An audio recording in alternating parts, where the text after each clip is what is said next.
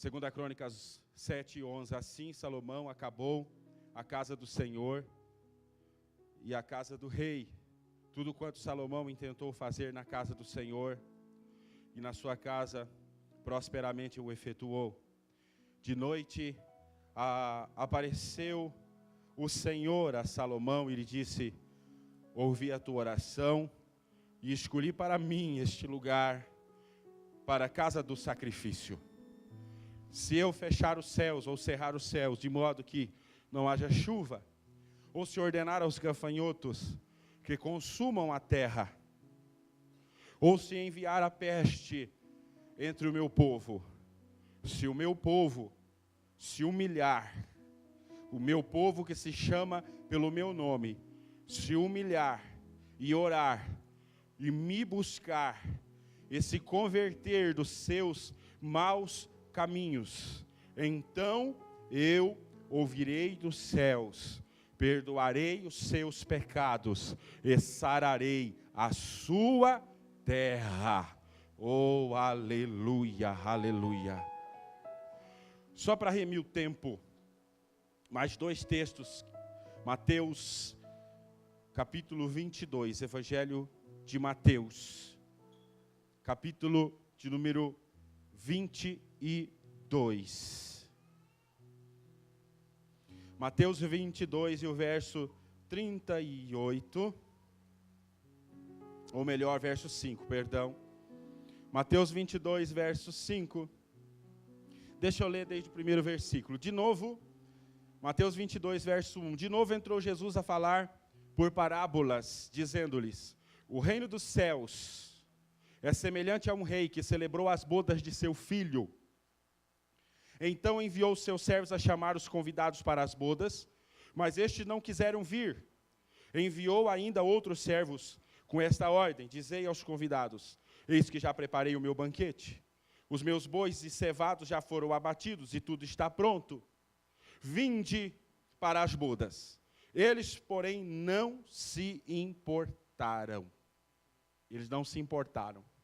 E se foram, um para o seu campo, outro para o seu negócio. Orecate machata, labachaia. E outros, agarrando os servos, os maltrataram e mataram. Mateus, capítulo 24, e o verso de número 38. Mateus 24, 38. Diz a palavra: portanto, assim como nos dias anteriores ao dilúvio, ou nos dias de Noé, comiam e bebiam, casavam-se e davam-se em casamento, até o dia em que Noé entrou na arca, e não o perceberam.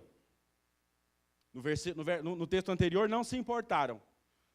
Agora aqui, não perceberam. Não perceberam. Noé entrou na arca, eles não perceberam. Senão, quando veio o dilúvio e os levou a todos. Assim será também a vinda do Filho do Homem. Meus amados, eu escolhi, naquilo que o Espírito Santo trouxe ao meu coração, esses três textos.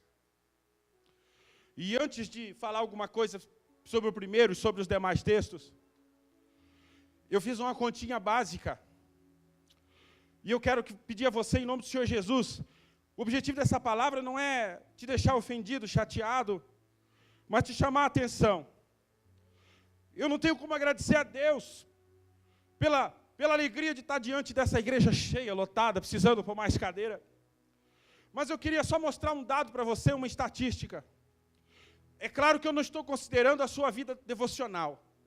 Eu acredito, irmãos, que todos nós aqui sabemos que nós devemos tirar um tempo com Deus. Todos os dias da nossa vida, no nosso dia a dia, da nossa rotina. Jesus um dia falou para Pedro, Tiago e João: será que vocês não podem velar comigo por pelo menos 1 hora? E eu sei que eu também preciso, eu não estou falando para vocês, eu estou falando para nós. Eu acho que todo cristão, professo, devia separar pelo menos meia hora do seu dia para Deus. Devia separar pelo menos meia hora do seu dia para orar, para ler a palavra, para buscar a Deus. Porque nós estamos vivendo uma geração que é a geração que já tinha na igreja primitiva, mas que ainda existe nos dias de hoje. Quando Paulo escreve aos Coríntios, no capítulo 11, o versículo 23, ele diz assim, sobre da ceia: porque eu recebi do Senhor, que também vos entreguei, que o Senhor, na noite que foi traído, tendo tomado o pão, partiu e disse: este é meu corpo que é partido por vós. E ele vai dizendo, nos versos seguintes, ele vai dizer assim: olha, muitos comem e bebem sem discernir o corpo do Senhor. E no versículo 28 do capítulo 11 está escrito lá: por isso que há no meio de vós muitos fracos e doentes. Não é difícil de achar, e não é coisa de um ministério específico. Não é difícil de achar no meio do rebanho muita gente fraca e muita gente doente. E na igreja primitiva, igreja que cuspia fogo, igreja que respirava poder, igreja onde havia milagres e maravilhas. E é essa igreja de Coríntios, onde havia muitas manifestações e riqueza de dons. Paulo diz: olha, aí no meio de vocês tem muita gente fraca e tem muita gente doente. E ele fala naquele texto: tem gente fraca e tem gente doente porque não entende, não discerne o corpo do Senhor. E o que é o corpo do Senhor? Eu vou dizer para vocês em palavras simples: o corpo do Senhor é, através do sacrifício de Cristo na cruz do Calvário, pelo sangue de Jesus, nós termos a infinita, a impagável oportunidade de termos uma comunhão íntima e estreita com Deus. Então, não discernir o corpo do Senhor é não entender que a nossa maior bênção é ter uma comunhão íntima com Deus. A nossa maior bênção é ser chegado de Deus. A nossa maior bênção, além das coisas materiais, além da nossa posição na sociedade, a nossa maior bênção é saber de uma coisa: o prefeito pode não ter tempo para me atender, o presidente pode não ter tempo para me atender, às vezes até o pastor pode estar ocupado e não puder me atender, mas quando eu dobro o meu joelho, quando eu fecho a porta do meu quarto, quando eu busco a um Deus que é dono do céu e da terra, a um Deus que é dono do universo, mas que vem me visitar na minha sala de oração, vem me visitar no meu quarto de oração, e a glória dele me levanta, e a glória dele me reveste. Quando nós entendemos que esse é o nosso maior privilégio, então orar não é nada enfadonho, não é nada religioso. Ler a Bíblia não é nada enfadonho, não é nada religioso. Orar é um momento a sós com Deus. É quando eu fecho a porta do meu quarto, é quando eu vou para o banheiro da empresa, é quando eu estou fazendo caminhada, é quando, ei, labaxeia, orequei, labai. Vou falar uma coisa para vocês: a gente não deve se expor muito à nossa vida pessoal, mas sabia que Deus já falou comigo em cima do elíptico, lá na academia, suando, porque eu não vou lá para ficar olhando à direita ou à esquerda, e nem o que eu não devo olhar. Eu vou lá para queimar calorias, já emagreci 10 quilos, para cuidar da saúde, da mordomia do corpo, e eu lá no elíptico, naquele lugar, está tocando até uma música às vezes, bundana lá, e eu ligado no meu Senhor, e o Senhor falando comigo, e me dando palavra.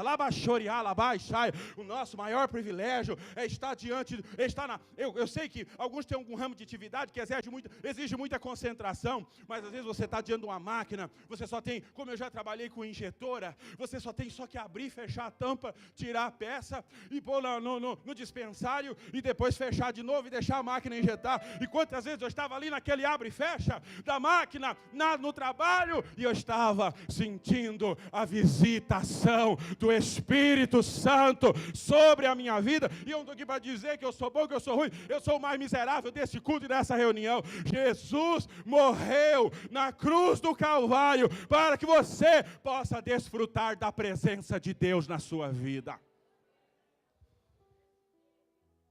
Jesus morreu na cruz do Calvário, para você ter o privilégio.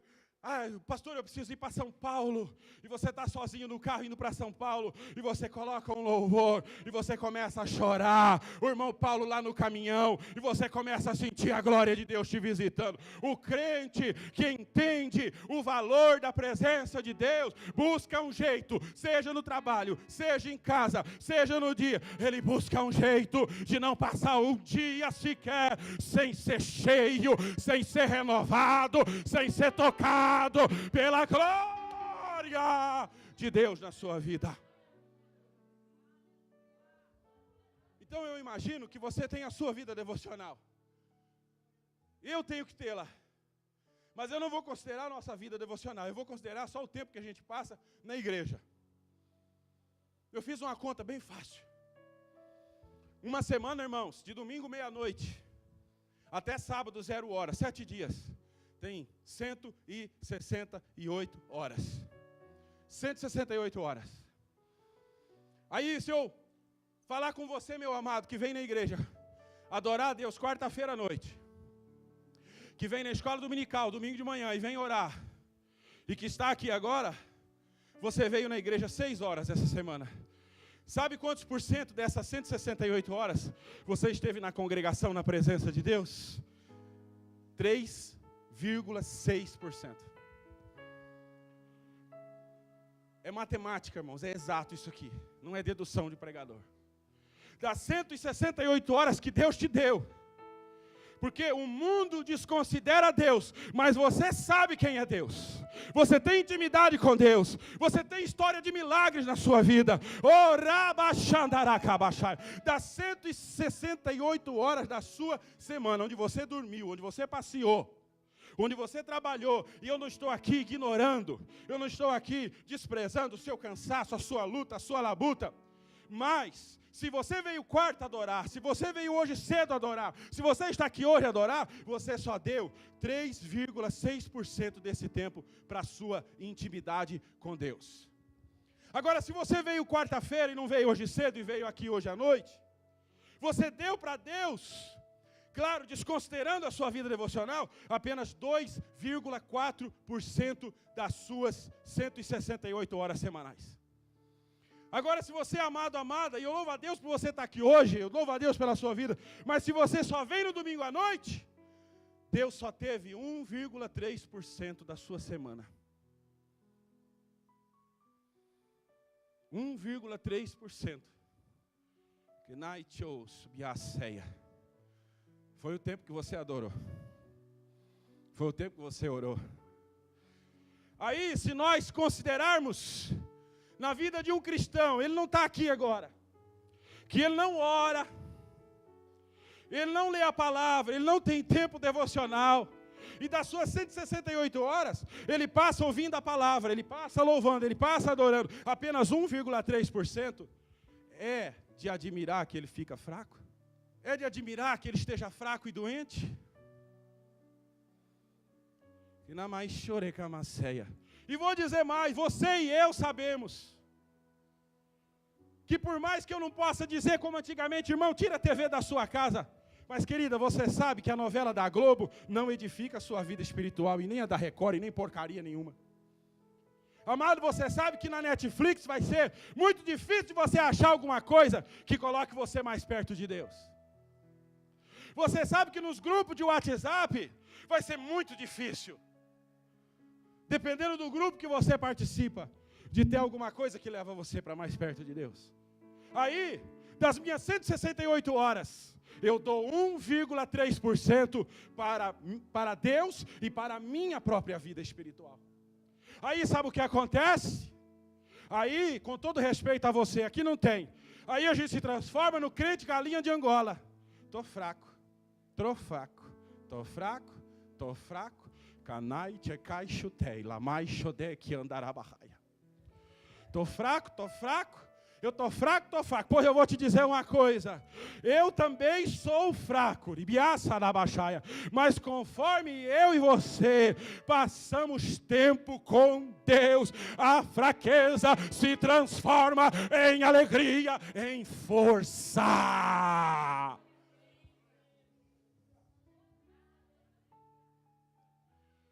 Então o que eu quero trazer para vocês, e eu já falei 15 minutos, é que o Senhor está falando aqui na inauguração do templo em Jerusalém.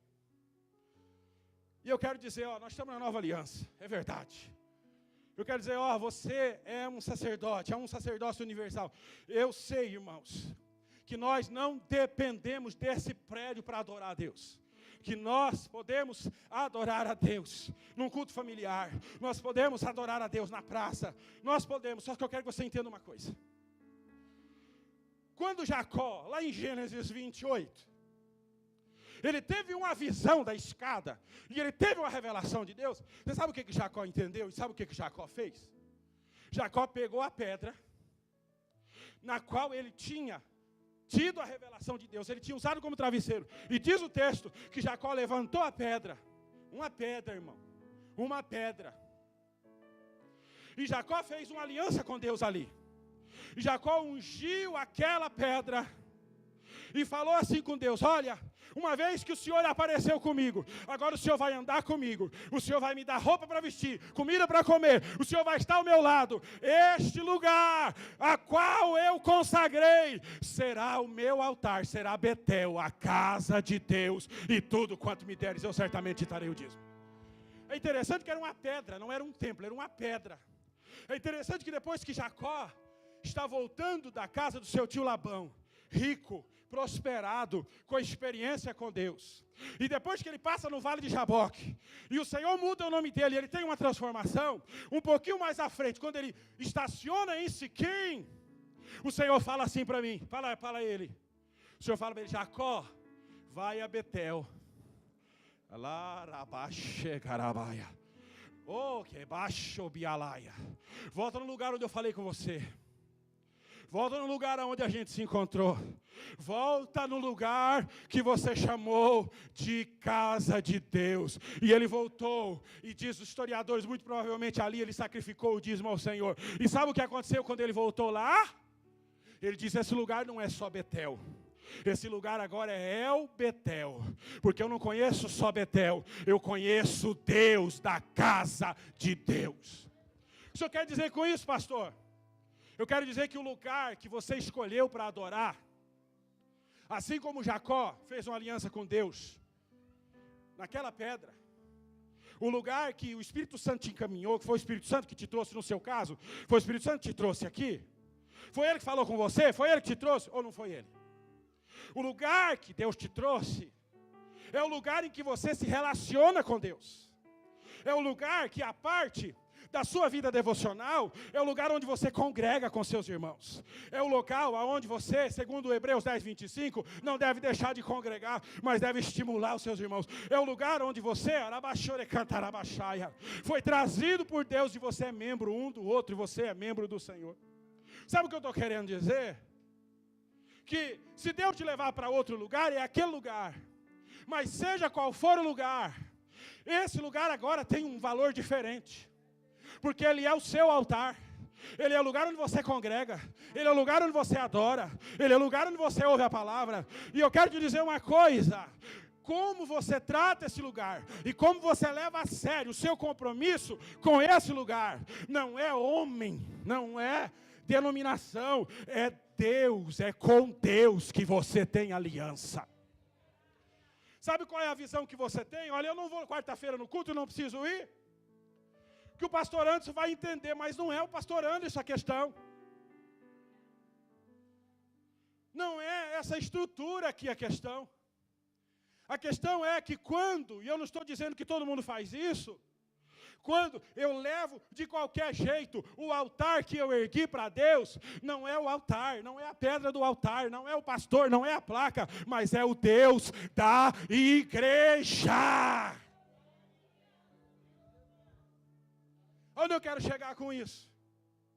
Vocês se lembram do profeta Samuel? Um dia o povo chegou para Samuel e disse assim: Samuel, nós queremos um rei. Aparece apenas uma mudança administrativa, parece apenas uma mudança de política. E Samuel ficou triste, porque agora eles queriam um rei, eles não queriam mais um profeta, eles não queriam mais um sacerdote, eles não queriam mais alguém que falasse em nome do Senhor, eles não queriam mais alguém que falasse a palavra, eles não queriam mais alguém que vivia no altar de Deus, agora eles queriam um rei político, um rei como as outras nações tinham. E Samuel ficou triste. Sabe o que o Senhor fala para Samuel? O Senhor diz assim: Samuel, não fique triste, porque eles não estão rejeitando a você, eles estão rejeitando a mim, eles estão rejeitando o meu governo. Então, quando eu entro aqui em 2 Crônicas 7, para concluir o pensamento, é a inauguração de uma igreja. Aqui em 2 Crônicas 7, é a inauguração do templo que Salomão construiu. E sabe o que o Senhor faz? Depois que Salomão faz a festa, verso de número 1 do capítulo 7, quando a glória do Senhor enche o templo, quando a glória do Senhor invade o templo de uma maneira tão poderosa, que os sacerdotes não conseguiam ficar de pé.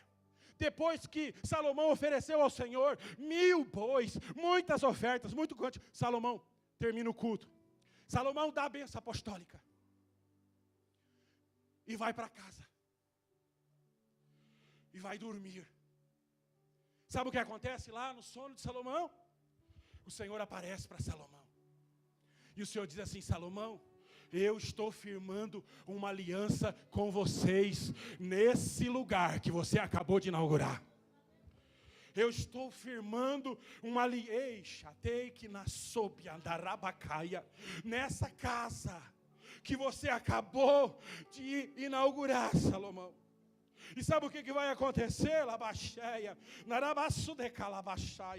Eu ouvi a tua oração e eu escolhi esse lugar. E sabe o que vai acontecer? Quando os céus estiverem fechados, quando não houver chuva na terra, e eu ordenar aos gafanhotos que consumam a terra, e vier peste sobre o povo, sabe o que vai acontecer? Se o meu povo,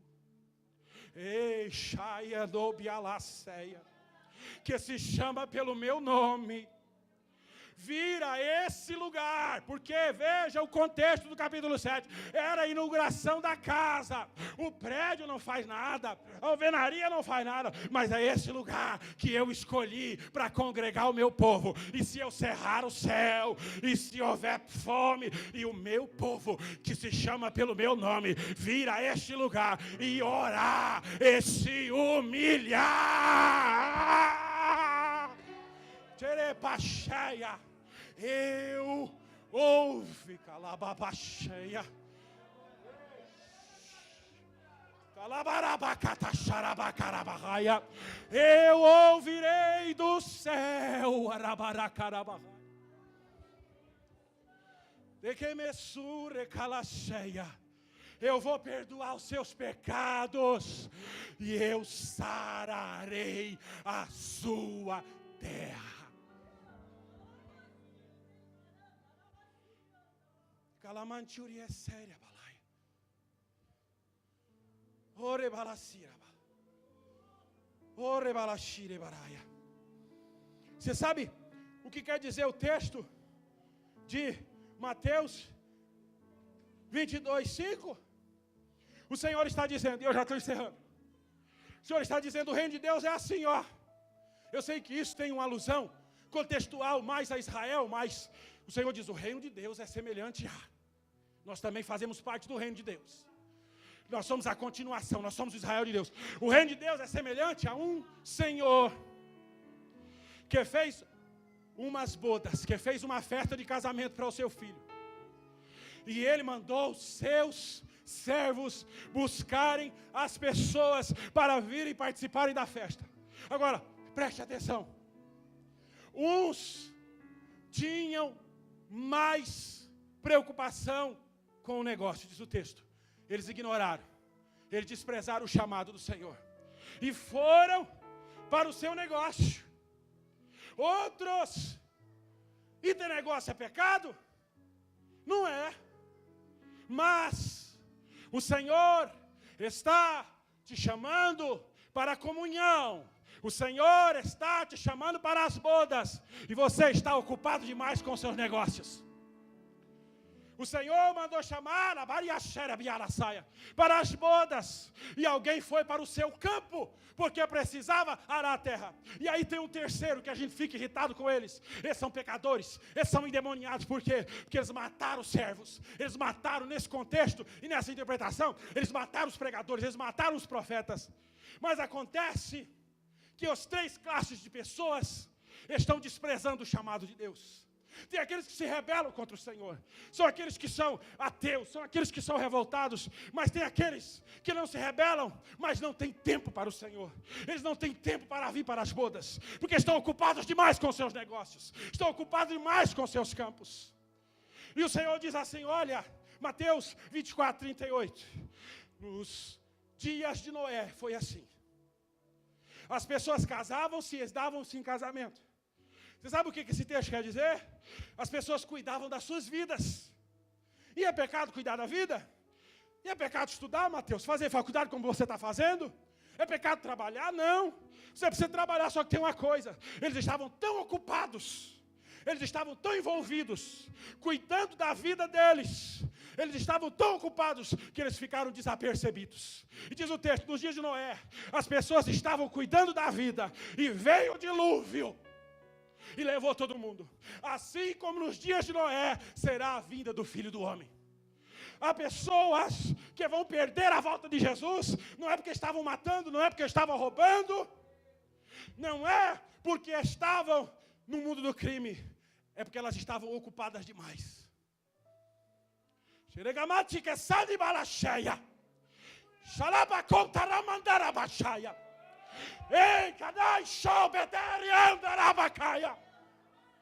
Elas estavam ocupadas demais para orar. Elas estavam ocupadas demais para ler a Bíblia. Elas estavam ocupadas demais para tirar tempo com Deus. Elas estavam ocupadas demais para vir à igreja. Mas o pastor tem que entender, mas não é o pastor. Não é o pastor que te salva. Não é o pastor que te cura. Não é o pastor que provê as suas necessidades. Mas é Deus. O pastor tem que entender que eu estou trabalhando, inclusive é desse trabalho que vem o meu dízimo, vem a minha oferta e sustenta a igreja. Epa, espera aí uma coisa. Eu louvo a Deus pelo seu dízimo, eu louvo a Deus pelo seu trabalho, mas eu preciso te dizer uma coisa. Um dia Deus levantou o profeta Ageu para falar com o povo que estava trabalhando bastante. Deus levanta o profeta Ageu e o povo tinha voltado do cativeiro. E Deus levanta o profeta Ageu para falar com o povo, olha, eu trouxe vocês depois de 70 anos de cativeiro. E eu vejo vocês afadigados. Eu vejo vocês atribulados. Eu vejo vocês plantando. Eu vejo vocês lutando. Eu vejo vocês construindo casa. Agora eu quero que vocês percebam o caminho de vocês. O Senhor fala através do profeta Ageu. Eu quero que vocês olhem o caminho de vocês. Veja, vocês estão trabalhando muito e estão recolhendo pouco. Porque o que vocês ganham está entrando num saco furado. E o Senhor continua dizendo, sabe por que o que vocês ganham não dá para nada? Sabe por que o que vocês ganham está entrando num saco furado? Porque enquanto vocês labutam, e trabalhar não é pecado, mas enquanto vocês trabalham, a minha casa está deserta.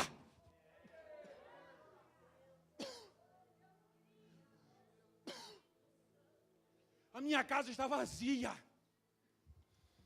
Em outras palavras, naquele contexto a casa estava por construir. Em outras palavras, o seu lugar está vazio. Tinha gente trabalhando, mas o lugar delas estava vazio.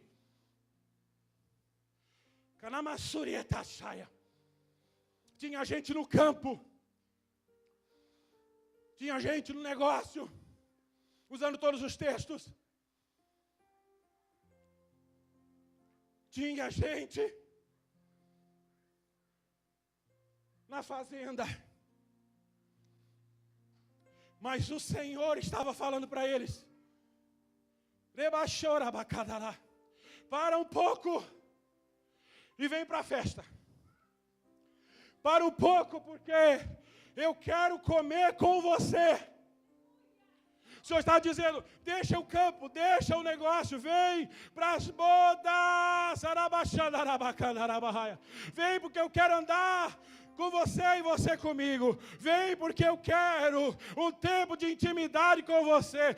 Ei, rabaixanéria, andarabaixaia. No céu, para onde você vai? No céu, para... Eu não estou desprezando a sua luta. Eu não estou desprezando o seu trabalho. Você tem que prosperar, você tem que ganhar a vida. Mas no céu, para onde você vai? Casa nenhuma vai. Trabalho nenhum vai. Negócio nenhum vai. Conta bancária não vai. Mas para lá vai. O tempo que você passou com Deus, o tempo que você adorou.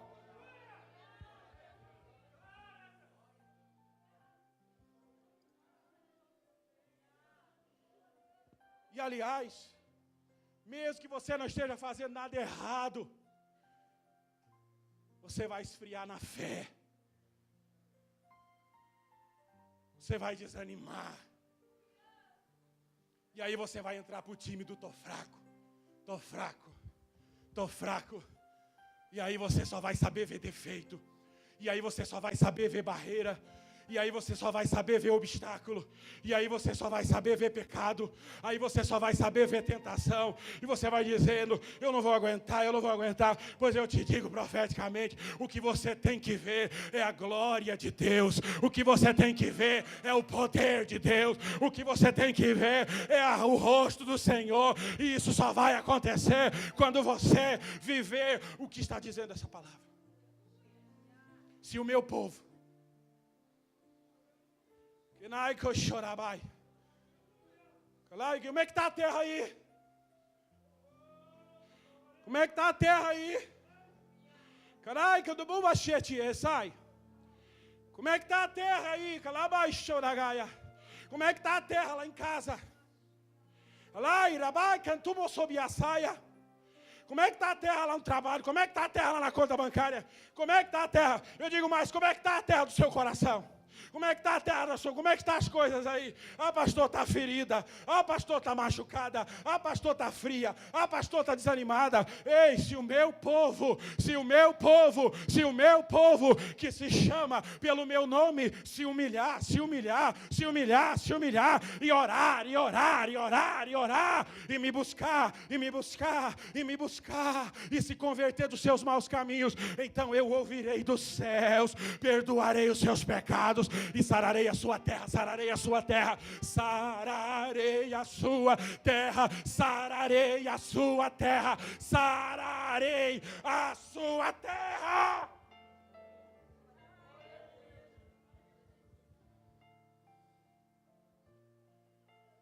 Agora, se você estiver ocupado demais,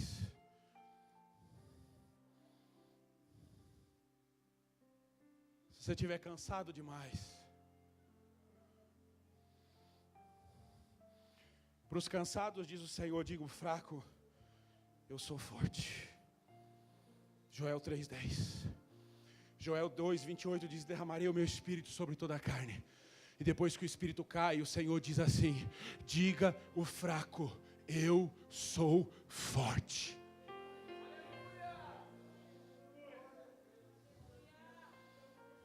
Tem muita coisa para cuidar aqui nessa terra. Lembra de Colossenses 3, do 2 ao 4. Pensai nas coisas que são de cima. Está perseguido? Está na luta? Chora nos pés de Jesus. Chare canto xalabaia. Chora nos pés de Jesus. Está desiludido? Quando foi que Jesus te desiludiu? Quando foi que Jesus te decepcionou?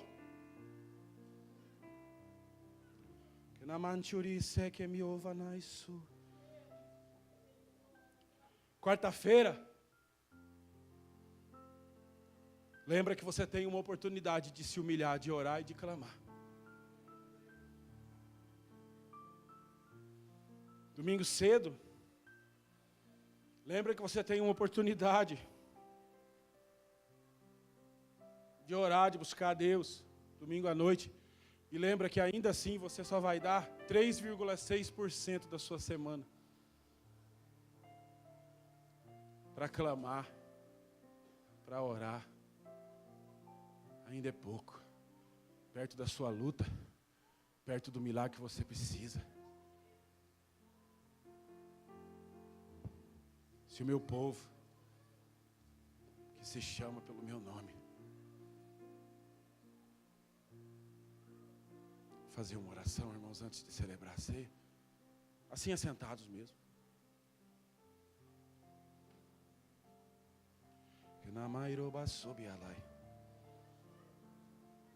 Me aviva, Senhor.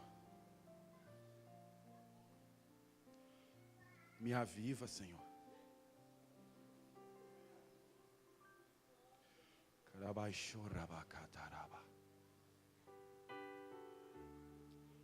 Me aviva, Senhor. Me resgata, Senhor. Me resgata, Senhor. Todos os dias. Ore aí, eu estou orando, eu estou fazendo a minha oração agora. Porque eu também preciso. Me aviva, Senhor. Me aviva, Senhor. Me aviva porque está pesado, eu sei que está.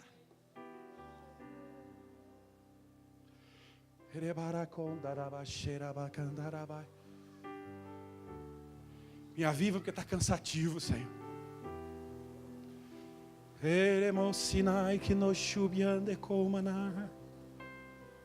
Mas aqueles que confiam no Senhor, mas aqueles que esperam no Senhor, mas aqueles que invocam o Senhor, correrão e não se fadigarão.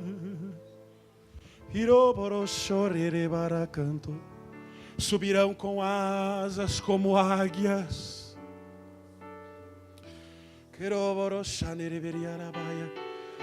Porque o caminho do justo é como a vereda da manhã, ou a vereda do justo é como a aurora da manhã, que vai crescendo, crescendo, crescendo.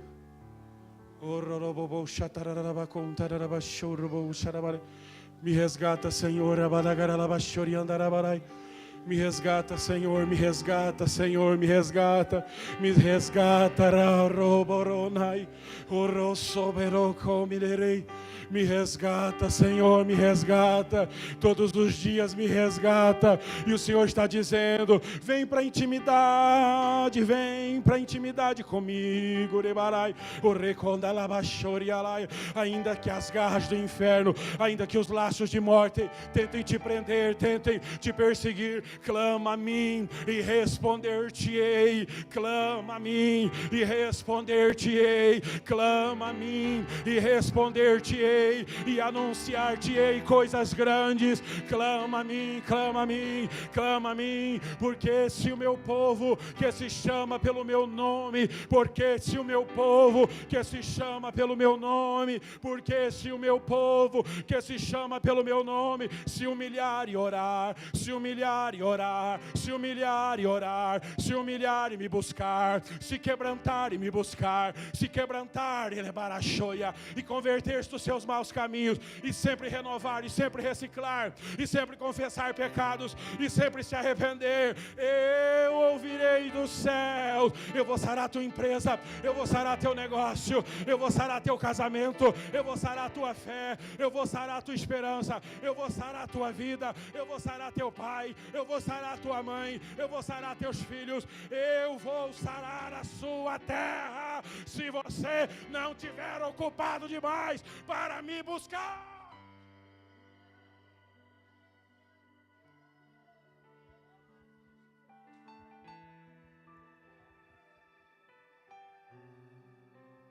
Senhor, nós oramos agora, te agradecemos pela tua palavra. Essa palavra é para mim, Senhor. Eu recebo essa palavra. Aviva a minha vida, Senhor.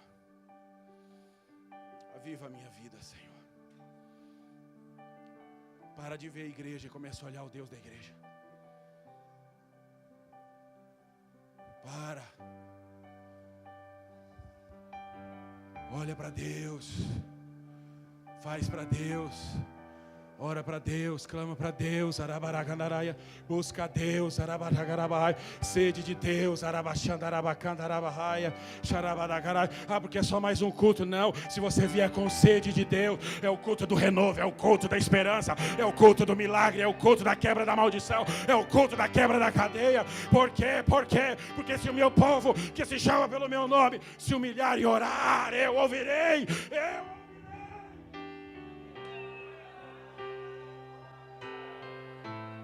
Eu ouvirei, independente do que acontecer, eu ouvirei.